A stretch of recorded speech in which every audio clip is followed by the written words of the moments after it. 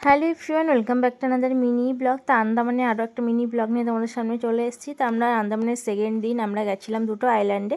তো এখান থেকে আমাদের বোট রেডি ছিল, এই যে আমাদের বোটও চলে এসেছে। তারপর আমরা বোটে উঠেও পড়েছি। আর বোটে উঠতে আমার ভীষণ ভয় লাগে, তারপর ওই জন্য সেই টাইমটাতে আমি আর ভিডিও ক্লিপ নিতে পারিনি। আর ফার্স্ট দিন এই বোটটাতে উঠে তো প্রচণ্ডই ভয় লাগছিল, কারণ আমার আগাগোড়াই নৌকা জল এগুলোতে আমার ভীষণ ভয়। এই যে দেখো কেমন নীল জল, আর মানে ভিউটা খুব সুন্দর ছিল, কিন্তু প্রচণ্ড ভয় লাগছিল। যেহেতু লাইফ জ্যাকেট পরিয়েছিল একটু ভয় কম লাগলেও অথই জল, ওখানে লাইফ জ্যাকেটেও পুনরায় কাজ হবে না একবার পড়ে গেলে। মানে ভীষণই রিস্কি একটা ব্যাপার, আমার ভীষণ ভয় করছিল। তারপর ওখানে আমরা নর্থ বে প্রথমে আইল্যান্ডে গিয়েছিলাম। ওখানে গিয়ে এখানে এই যে একটু ডাব ডাব খাচ্ছিলাম। এখানে কিন্তু ডাবটা খেয়ে একটু শান্তি, কারণ ডাবের দামটা একটু সস্তা, 30-35 টাকা করে বেশ ভালো ভালো ডাব পাওয়া যাচ্ছিলো। আমরা কিন্তু রেগুলার ডাবটা খেয়েছি প্রচুর। তারপর আমরা উঠেছিলাম সাবমেরিনে। এই যে সাবমেরিনে সমুদ্রের নিচে দিয়ে যাচ্ছিল পুরো, আর মাথা প্রচণ্ড ঘুরছিল এই জায়গাটায়, আর কিচ্ছু দেখা যাচ্ছে না। দেখো চারিদিকে জল আর জল গাছের ভিতর থেকে। এবার প্রচুর মাছও দেখা গিয়েছিল।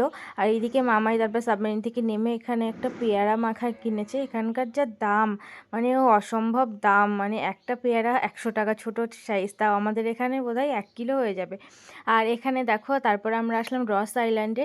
রস আইল্যান্ডে গিয়েই দেখি একদম প্রথমেই দেখায় হরিণটার সাথে প্রচুর হরিণ টরিণ, তো পুরো গায়ের মধ্যে চলে আসছে। আমার তো প্রথমে খুব ভালো লাগছিল, আবার একটু একটু ভয়ও লাগে, গায়েটাই হাত দিতে পারি না আমি এরকম।